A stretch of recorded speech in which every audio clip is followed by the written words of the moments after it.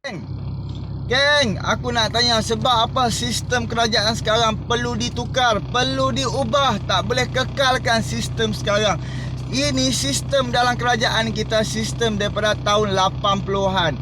Sistem orang-orang tua dah, orang yang buat sistem tu dah tua bangka dah nak mati dah. Sebab apa sistem sekarang kita kena ubah? Sebab apa? Di zaman Mahathir, dia hanya memikirkan untuk membuat, untuk industri, untuk membuat satu barang tu kita jual dekat luar negara. Yes, berjaya. Dan dia abaikan pertanian dan dia fikir okey, kita import lah daripada negara luar masuk dalam Malaysia. Tak apa, untuk makanan untuk rakyat Malaysia kita import je. Dan hasilnya sekarang apa jadi? Kena ingat, bermulanya zaman Mahathir jadi Perdana Menteri, mata wang kita makin jatuh setelah 22 tahun. Dan apabila sampai pula zaman Najib, makin jatuh.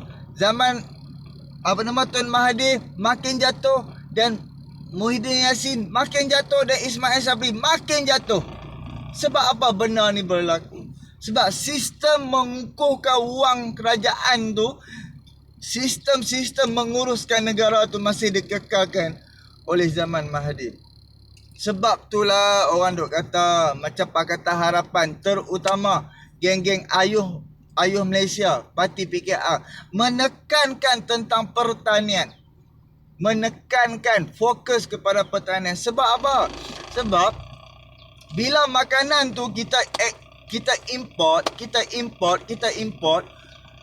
bila hang import, orang yang menguruskan ataupun orang yang dapat AP import memang syok, memang untung. Sebab mereka tak perlu fikir tanah, dia tak perlu fikir baja, dia tak perlu fikir macam-macam, nak ambil benih lah, nak ambil barang-barang ni, nak sediakan keperluan dah semua ni dah macam dah berapa juta dah sebelum nak keluarkan hasil. Faham tak? Dan apabila hang import, hang dah tak perlu fikir dah.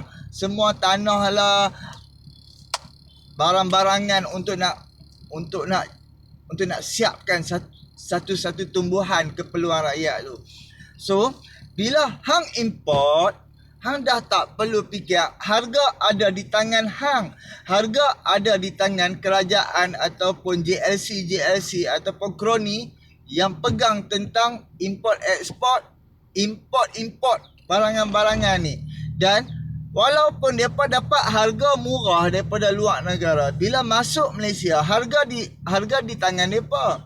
Kalau macam mereka rasa okey, bulan ni kita bagi lebih sikit, okey, yang akan kena bayar adalah rakyat. Sebelum ni harga RM2, tiba-tiba dia naikkan harga RM2.5, jual dekat rakyat sudah jadi RM3.5. Sebab orang yang ambil tu pun dia nak jual kepada kedai-kedai pasar borong, perlu untung juga.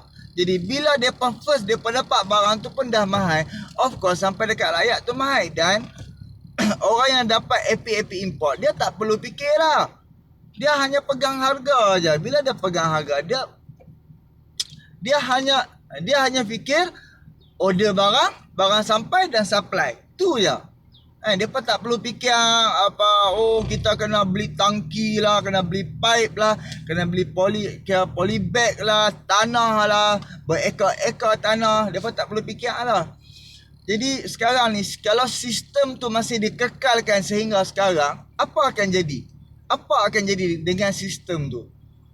Kalau mata wang kita mengharapkan import daripada luar negara, mata wang kita jatuh, sekarang kita terasa, sangat-sangat terasa. Sebab mata wang kita jatuh, mata wang USD naik. Sebab jual beli makanan, keperluan, semuanya macam di dalam USD. Lain lah. Kita dapat balancekan sikit dengan USD, kita akan rasa barang tu murah. Sekarang ni kerajaan yang menguruskan, kerajaan ni gagal menarik pelabur, gagal menarik orang supaya beli ringgit. Inilah kita dapat RM4.5, $1, babe. Gila. Kan hak yang mana duk main investor macam di dalam US seronok tukar duit Malaysia banyak. Jadi itulah, cuba bayangkan Pak aku dia pergi umrah 2 minggu. Dia habis, dia tukar duit, first kali dia tukar 500. Sop, beli pak pamak, habis lah. Kan? Lepas tu tukar lagi. Dia kata total pergi buat umrah dekat 13,000 weh. Belasan ribu habis. Kan? Itu pun dah berjimat lah, bayangkan. Dulu kalau hang pergi umrah, kalau hang bawa hang bawa 3,000 belanja memang best lah. Segala mak nenek hang boleh beli. Sekarang langsung tak rasa apa. Sampai mereka nak beli baju pun beza gila harga baju. Dekat RM100. Sedangkan kalau dulu hanya berapa puluh ringgit je. Kan? Macam-macam lah aku duduk dengar bapak aku cerita ini. Lepas tu Pak Melakan aku cerita sikit. Jadi kita makna kata negara kita wang memang jatuh teruk. Kita duk nampak USD je kukuh, USD je kuat. Sedangkan Arab pun kuat. Arab pun disebabkan kalau Arab tak kuat, kalau mata wang Arab kira macam jatuh dengan ringgit kita, of course kita berbelanja di antara dua negara kita tak rasa.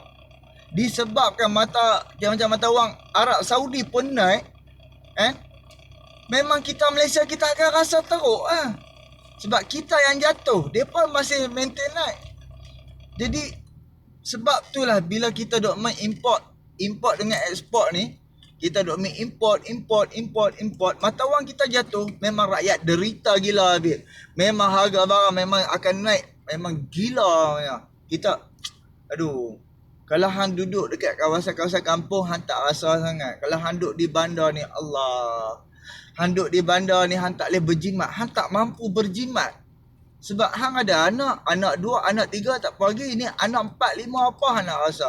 Anak-anak semuanya sekolah. Hang buat satu periuk nasi tu, kan? Sekali makan habis.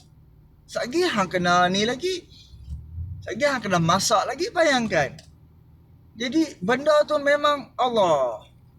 Kita fikirlah geng, kerajaan kita perlu ubah sistem pembaziran yang dah dibuat oleh kerajaan terdahulu. Sistem yang dibina oleh kerajaan terdahulu. Sistem-sistem ni kita perlu baik pulih. Kita punya pertanian, kita punya pengurusan. Kita tak boleh cuba bayangkan 60 bilion hilang setahun. Kerajaan kira-kira wang negara declare setiap tahun 60 bilion, 70 bilion hilang. Mana pi duit-duit tu? Itu di zaman Barisan Nasional sehingga kini duit tu hilang. Jadi kalau sistem-sistem kerajaan, kewangan kerajaan kita tak perbaharui, inilah kita kena hadap. Cuba bayangkan 60 bilion tu hilang, 60 bilion tu kita ligan betul-betul duit tu, kita dapatkan balik betapa senangnya kita. Kerajaan setiap 10, kira macam hak yang duk bagi PPR ke apa, setahun tak sampai 10 bilion. Cuba bayangkan, tak sampai 10 bilion. Cuba bayangkan kalau 60-50 bilion tu tak hilang dan ada kerajaan ada duit yang banyak walaupun tak ada GST. Kan? Jadi fikirlah geng, sistem sekarang, sistem Barisan Nasional yang dicipta oleh zaman Tun Mahathir dan dikekalkan zaman Najib dan zaman-zaman sampai hari ini. Kita perlu cari balik 60 bilion yang hilang. Okey geng, fikir-fikir kan, kita perlu ubah dan ubah. Dan Anwar Ibrahim, dia pernah jadi Menteri Kewangan. Dia tahu selok-belok apakah perbaharui yang perlu dibuat. Fikir-fikirkan, tolak Barisan Nasional, tolak Perikatan Nasional. Orang-orang yang pernah jadi kerajaan. Kena ingat, kerajaan Pakatan Harapan 22 bulan bukan di bawah Anwar Ibrahim. Di bawah, waktu 22 bulan di bawah Tun Mahathir. Dan bila Tun naik jadi Perdana Menteri, of course Tun akan kekalkan sistem dia. Dia akan kekalkan kroni-kroni dia. Dia akan ambil JSC dia balik. Sistem dia akan dikekalkan. Tak ada langsung perbaharuan. Sekarang ni kita nak angkat Anwar Ibrahim sebab Anwar Ibrahim dah berjanji akan buat pembaharuan sistem di dalam Putrajaya, di dalam negara untuk rakyat.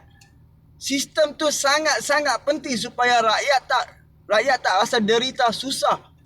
Disebabkan sistem sekarang mengkayakan yang di atas, kita di bawah apa jadi? Mampui, bungkui orang kata. Banyak tu. Kira macam gelandangan dekat alam KL ni geng.